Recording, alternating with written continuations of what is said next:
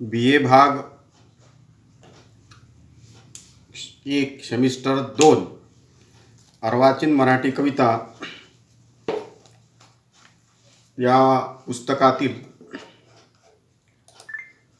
आजच्या आपल्या ऑनलाईन लेक्चरचे जे कवी आहे, ज्या कविता आज आपण बघणार आहोत त्या तीनही कवितांचे कविवर्य नाधो महानोर, सुप्रसिद्ध मराठी गीतकार,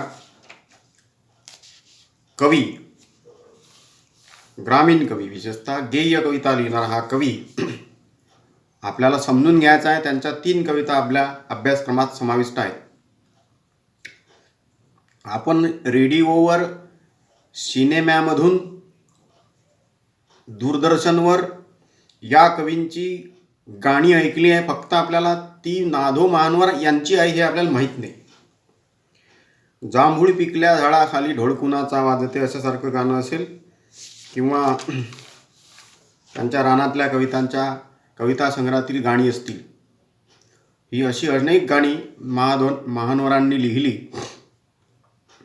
आणि 9व्या वर्गात किंवा 10व्या वर्गात सुद्धा नाधो महानोर यांच्या कविता तुम्ही अभ्यासल्या आहेत असं मी गृहीत धरतो.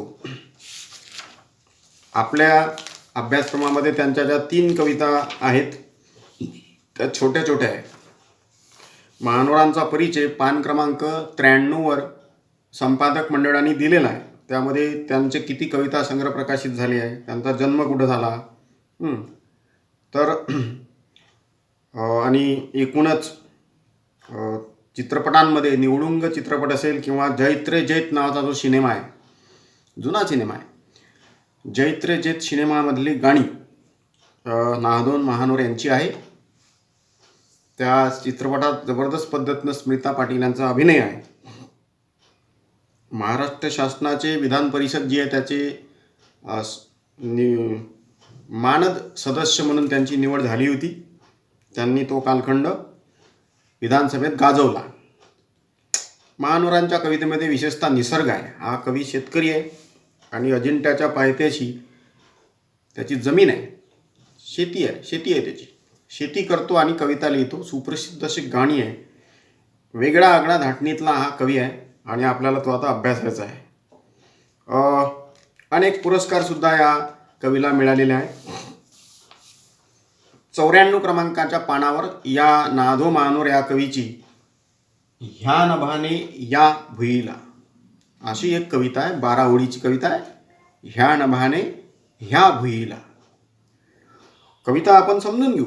कवी मातीतला आहे, कष्ट करणारा आहे. निसर्गाचे आविष्कार, निसर्गाचा सगळा आपण म्हणूया सगळे आविष्कार निसर्गात, पाऊस असेल, ऊन असेल, वादळ असेल, सगळे त्यांनी झेलले आहे आणि शेतीत राबतो आहे. आणि जबरदस्त प्रतिभाशक्तीच्या साह्याने या सगळ्या संवेदना या कवीने शब्दबद्ध केलेल्या आहे आणि त्या ठेवल्या आहे आपल्यासमोर. आणि त्या सर्व रचना गेय स्वरूपाच्या आहे, गाता येतात गायक मंडळींना आणि म्हणून त्याची गाणी जनलेली आहे. ह्या नभाने ह्या भुईला. आता आपण आकाशाकडे जेव्हा बघतो तेव्हा जे निळं निळं दिसतं आपल्याला दूरवर आणि मध्येच पांढुरके ढग येतात आणि पाऊस पडतो. तो पाऊस पडतो आणि म्हणून इकडे खाली भुईवर, जमिनीवर, काळ्या मातीवर या पावसाचे थेंब जेव्हा पडले जातात तेव्हा आविष्कार होतो. समजा आपण असं गृहीत धरूया की हे आकाशामधले पांढरे जे ढग येतात पावसाळ्यामध्ये ते आले नाही वर्षभर. काय होऊ शकते? आपल्याला माहीत आहे की दुष्काळ पडेल आणि आपण पाण्याची वाट पाहू, पावसाची वाट पाहू. कवीचं म्हणणं असं आहे महानोरांचं, जर आकाशातून पाऊस रूपाचं दान पडलं नाही, पावसाचं हे दानच आहे एक प्रकारचं. या मोबदल्यात पाऊस काही आपल्याकडून घेत नाही, ढग काही आपल्याला वर्ष संपल्यावर काही आपल्याकडून टॅक्स घेत नाही. दान रूपानं ते येतात, बरसतात आणि ओलीचिंब धरती होते आणि नवीन सृजन होते, नवनिर्मिती होते. शेतकरी वाट पाहतो पावसाची. आपण सगळे उन्हाच्या दाहकतेनं थकलो असतो, पुरा घामाच्या धारा आपल्या शरीरातून निघतात, पावसाची आपण वाट पाहतो. आल्हाददायक असं चित्र तयार होण्यासाठीची सगळे शेतकरी आणि सगळा समूह, इव्हन जगातल्या सगळ्याच देशातली माणसं पावसाची वाट पाहतात. कवीने पावसाचा हा आविष्कार शब्दबद्ध केलेला आहे. पावसाचं काय महत्त्व आहे, कसं शेतकऱ्याच्या आयुष्यात त्याचं महत्त्व आहे, मानवी आयुष्यात पावसाचं काय महत्त्व आहे, हे नाधो मानोर आपल्या कवितेमधून आपल्याला सांगतात. ह्या नभाने ह्या भुईला असं शीर्षक आहे. पहिल्या 4 ओळी, ह्या नभाने ह्या भुईला दान द्यावे. दान असते ते एक प्रकारचं. धो धो पाऊस पडतो, आकाशात कुठून तरी काळे काळे ढग येतात, आपोआप येतात. काही माहीत नाही कसे येतात, काय माहीत नाही. उन्हाळ्यात कुठे गेलेले असतात ते, तिकडे येतात ते भरून समुद्रावरून, तुडुंब भरले असतात ते. आणि बरोबर तो समान पातळीवर असा तो ढगांचा वर्षाव होतो, गडगडाट होतो, पाऊस पडतो. कवी असं म्हणतो की आकाशातल्या या काळ्याकुट्ट ढगाने या भूमीला, या काळ्या तपलेल्या भूमीला दान द्यावे, भरपूर पाऊस व्हावा, पाऊस पडावा. आणि नेक्स्ट सिच्युएशन, पुढची काय प्रक्रिया आहे, पुढचं काय होणार आहे, मग पाऊस पडल्याबरोबर काय होणार. अर्थात ज्या काळ्याशार मातीमध्ये जे बीज रुजलं आहे त्याला अंकुर फुटणार. आणि म्हणून कवी असं म्हणतो दुसऱ्या ओळीमध्ये की आणि ह्या मातीतुनी चैतन्य यावे. सुगंध सुटतो, पहिला मातीचा सुगंध असतो, तो सुगंध आपल्याला मोहित करतो. शेतकऱ्यांना विशेषतः त्याला आल्हाददायक असं वाटते. आणि म्हणून मग पुढे चैतन्य यावे. जो रखरखाट असतो मे महिन्यामध्ये, सगळीकडे भकास असते, आणि पाऊस पडला रे पडला की आल्हाददायक असा गारवा निर्माण होतो आणि चैतन्यमय होते, हिरवगार. 2-3 दिवस सारखा पाऊस येतो आणि बारीक बारीक बारीक गवत बाजूला निघते, असं जमिनीच्या वर येते, रंग बदलवते. भूतल हे जे भूमी आहे हिचा रंग बदलतो. ती काळीकुट्ट टकली असते आणि पाऊस पडला रे पडला की ती हिरवीगार होते. आणि या काय म्हणते तो, मातीतुनी चैतन्य यावे, जे अंकुर बाहेर येणे, अंकुराला नाधो मानोर चैतन्य म्हणतात. चैतन्य म्हणजे सजीवत्व, ताकद, काहीतरी नवनिर्मिती, सुजलाम सुफलाम अशी ॲक्टिव्हिटी. पाऊस पडावा आणि नवं अंकुर फुटावं. आणि कोणी पुण्य अशी येती फळाला, कोणती पुण्य अशी येती फळाला. असं काय आहे म्हणते, कुठलं कर्म केलं आपण की ज्याचं हे फळ मला मिळालं. शेतकऱ्याचं काय असते, जून महिन्यात जेव्हा शेतकरी पेरणं धरतो तेव्हा त्याच्या पाठीमागे जानेवारी महिन्यात त्यानं जे शेतीवाडीतले सगळे कामं केले आहे, उन्हातानात तो राबलाय, सगळं लख स्वच्छ शेत त्यानं केलेलं आहे, नांगरटी केलेली आहे, प्रचंड घाम ओतलेला आहे, आणि हे त्याचे कष्ट आणि त्याच्या एका पावसाच्या ॲक्टिव्हिटीने फळाला येतात. 5-7 महिने शेतकरी वावरात असतो आणि भर उन्हात सगळं सहन करतो. जून महिन्याच्या पहिल्या पावसातून त्याची शेती भरभराट होते, अंकुर उगवतात. कोणती पुण्य येती फळाला, जोंधळ्याला चांदणे लखडून जावे. जे पेरलं जून महिन्यामध्ये ते सप्टेंबर, ऑक्टोबर, नोव्हेंबरमध्ये वाळवतो तो शेतकरी. परत 4 महिने त्याला त्याचं प्रोटेक्शन करतो, रखवाली करतो. डुकरं, रोई, माकडं, पक्षी या सर्वांपासून ते रक्षण करून ते जोंधळाचं झाड, ते ज्वारीचं कणसाचं झाड भरभरून त्याला दाणे येतात. 4च ओळीत नाधो मानोर यांनी हा जो निसर्गाचा आविष्कार आहे, एक पाऊस जर पडला नाही तर हे जे दाणे येणार आहे कणसाला ते येणार नाही. आणि म्हणून पावसाच्या आविष्काराबद्दलच्या या 4 ओळीत कवी स्पष्ट आपल्याला म्हणतो की जोंधळ्याला चांदणे लखडून जावे. पहा कशी सुंदर प्रतिमा आहे. ते जे ज्वारीचं कणस असते, कणीस ज्याला म्हणतो आपण, त्या एका ज्वारीच्या कणसाला हजारो दाणे चिटकलेले असतात आणि चांदण्यांच्या लख अशा अमावस्याच्या रात्रीचा जो लख आणि स्वच्छ प्रकाश असतो तशा पद्धतीनं ते स्वच्छ दाणे असतात.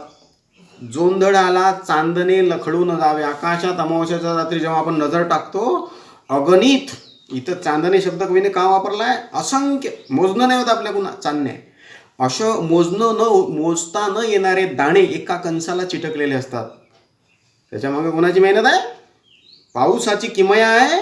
आणि निसर्गाच्या पावसाच्या किमयेबरोबरच शेतकऱ्याची 4 महिन्याची 5 महिन्याची मेहनत आहे. म्हणून हजारो दाणे एका दाण्यापासून तयार झालेले आहे. जोंधळाला चांदणे लखडून जावे. 4 लाईन संपल्या.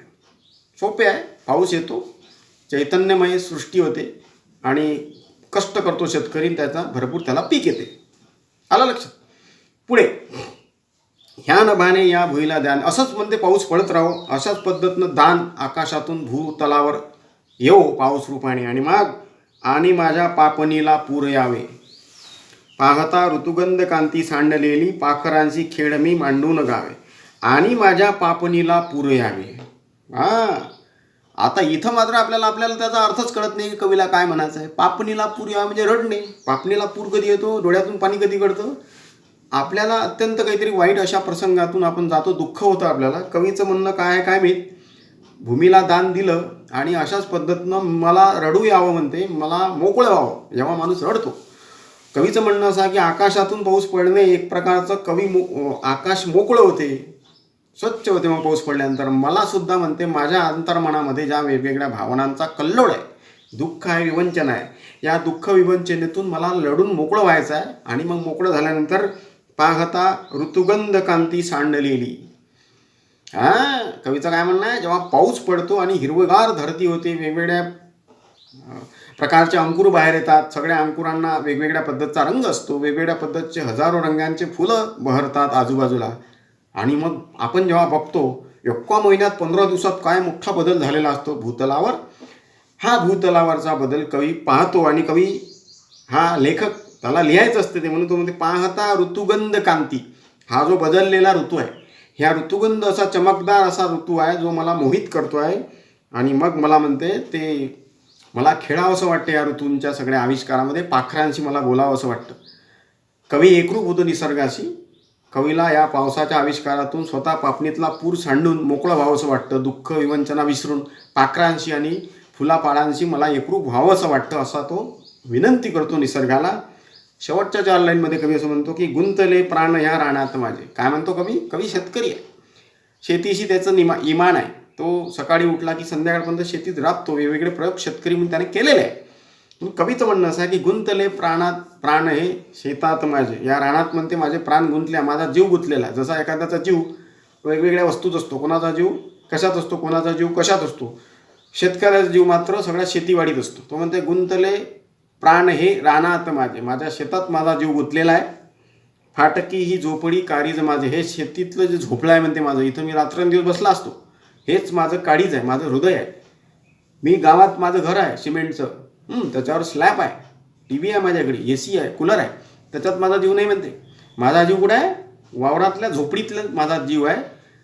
गुंतलेले प्राण हे रानात माझे, फाटकी ही झोपडी काळीज माझे. माझा प्राण शेती आहे आणि माझं काळीज झोपडी आहे. आणि मग मी असा आनंदुनी बेहोश होता. हे जे पाऊस पडते मला भल्ला आनंद होतो म्हणते पहिल्या पावसात. असा पाऊस पडला रे पडला कर शब्दगंधे तू मला बाहूत घ्यावे. म्हणजे काय? मला म्हणते पाऊस पडल्याबरोबर हे जे चेंजेस होते भूतलावरचे, हे पटकन मला उतरवण्यात यावे. मला कागद आणि पेन पाहिजे म्हणते. मी धडधड धडधड धडधड कविता लिहितो.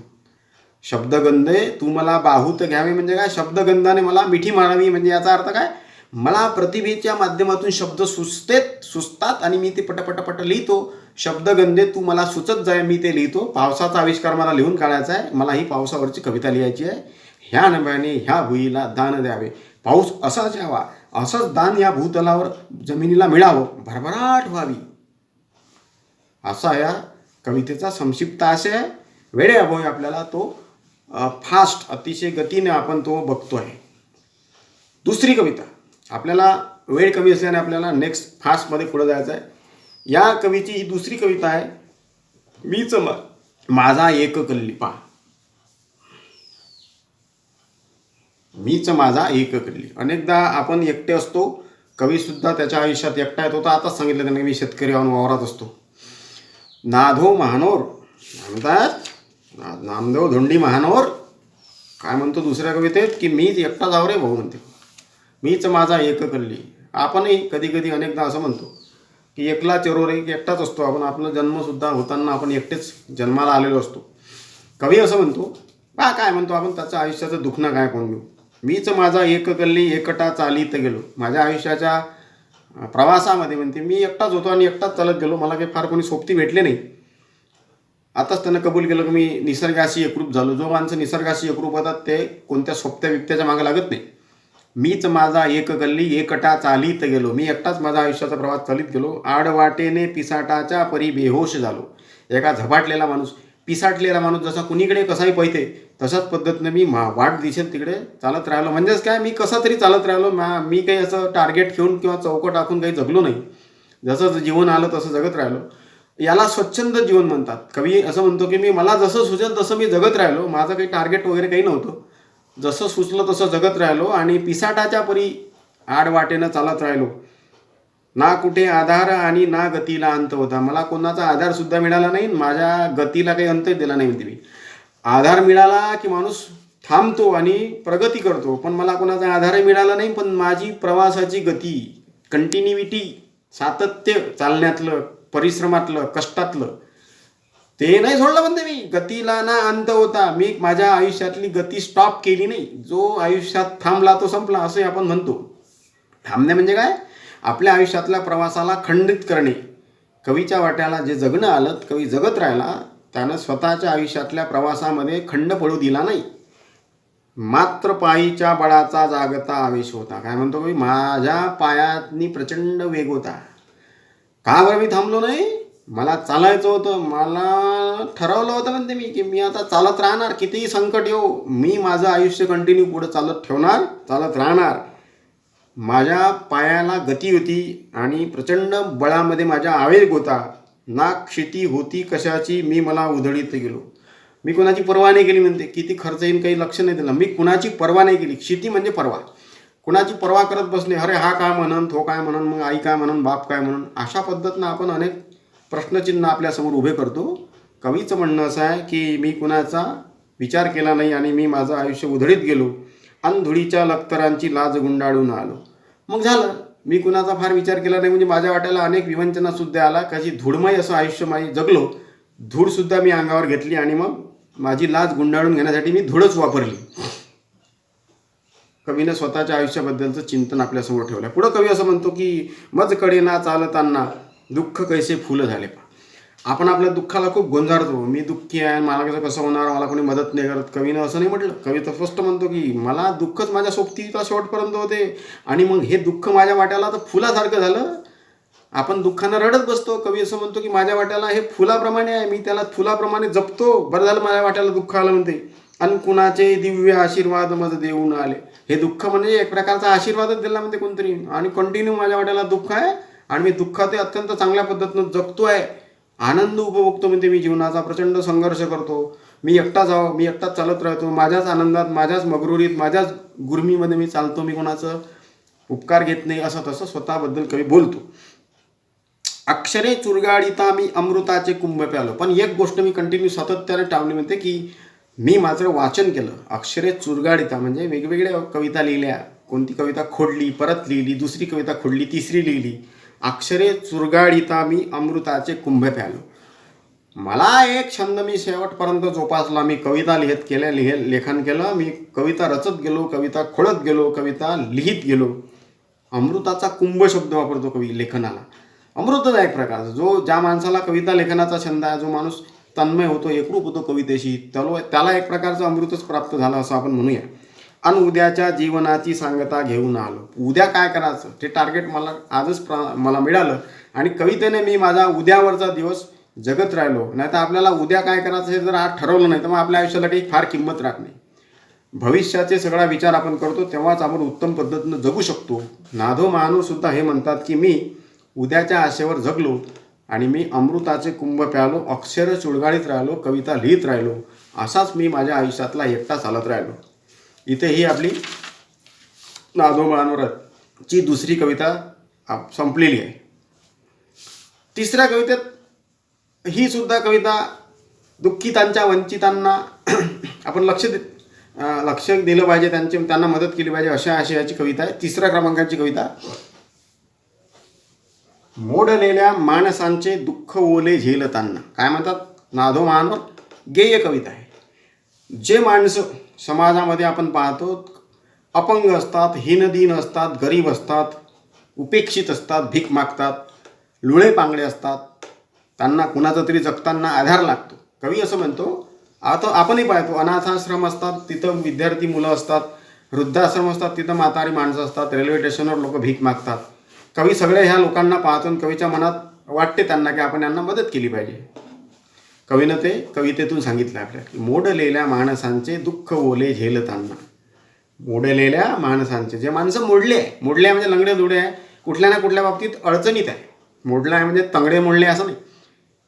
आर्थिक विवंचनेत आहे, पोरानं हाकलून दिला आहे, म्हातारा माणूस आहे, तोही मोडलेलाच असतो. म्हणजे तुटलेला माणूस, ज्याला स्वतःच्या भरोशावर स्वतःचं आयुष्य उभं करता येत नाही असा सगळाच समुदाय म्हणजे मोडलेल्या माणसांचे दुःख ओले झेलताना त्या माणसांच्या बाबतीत मला काहीतरी करावं असं वाटतं. म्हणते मी त्याच्याशी जातो, भेटतो, बोलतो.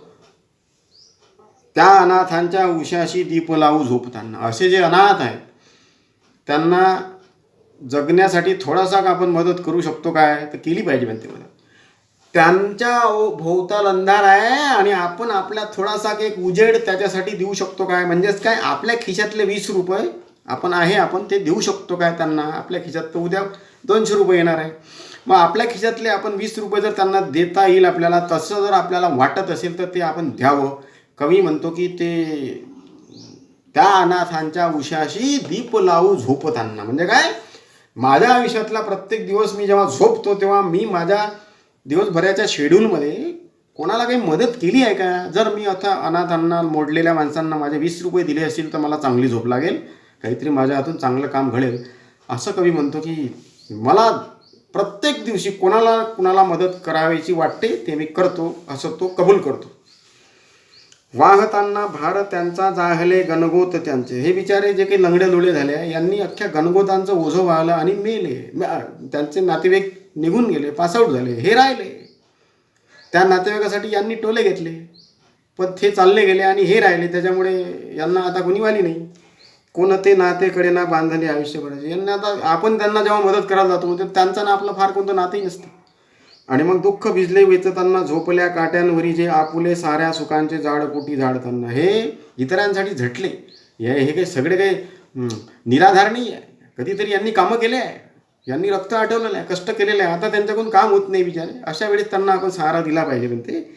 आणि कितीतरी वेळा हे असे दुःख काट्यावर झोपले म्हणजे काय, वेदना सहन करत यांनी यांचं आयुष्य जगले आहेत म्हणते. आणि अशा या लोकांना आपण मदत केली पाहिजे. त्यांच्या पोटात 4 घास आपल्याकडून गेले पाहिजे. माणसांची श्वापदे लावून बसलेली कवाडे. आता असं आहे म्हणते की आजूबाजूला आपल्यासारखे माणसं खूप कमी आहे. अनेक लोक आपल्या घराची दारं बंद करून भोवताल काय चालू आहे याच्याकडे लक्ष देत नाही. माणसांची जणू काही श्वापदे झाली आहे. श्वापदे म्हणजे हिंस्त्र पक्षी.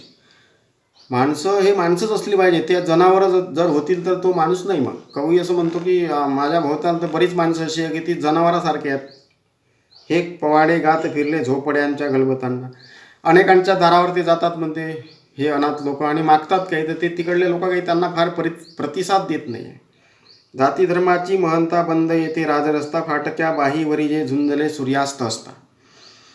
कपडे नाही बिचाऱ्यांना, इकडे तिकडे हिंडत असतात, रेल्वे स्टेशनवर असतात, भीक मागत असतात. कवी असं म्हणतो की अशा लोकांना आपण मदत केली पाहिजे. कधी काळी यांचं आयुष्य जगले ते, पण आता त्यांना गरज आहे आपली आणि आपण ती गरज त्यांची पूर्ण केली पाहिजे.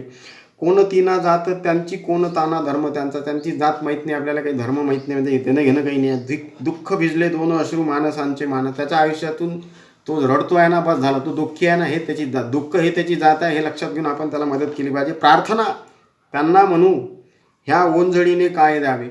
आपण प्रार्थना तर म्हणू शकतो म्हणते. ओंजळीनं काही देता येत नसेल तर धुंडती आकाश येथे त्या धुळीचे माणसा.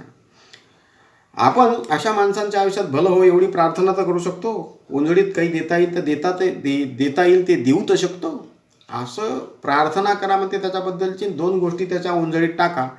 दुःखितांच्या, वंचितांच्या, उपेक्षितांच्या, निराधारांच्या माणसांना आधार देणारे चांगले 2 शब्द आपल्या मनात ईश्वराविषयीचे यावे. प्रेयर रूपाने, प्रार्थना रूपाने आपण त्याच्या हातावर काहीतरी टाकावं. हेच म्हणते आपलं माणूस म्हणून कर्तव्य आहे. आणि अशा अनाथ लोकांच्या उशाशी दीप लावला पाहिजे म्हणते आपण. असं एक ना. धों महानोर यांच्या 3ही कवितेचं विवेचन आहे. विस्ताराने तुम्ही त्या कविता वाचून घ्याव्या आणि तुम्हाला तो अर्थ नंतर उलगडेल. आपण खूप गतीने या 3ही कवितांचा अर्थ बघितला.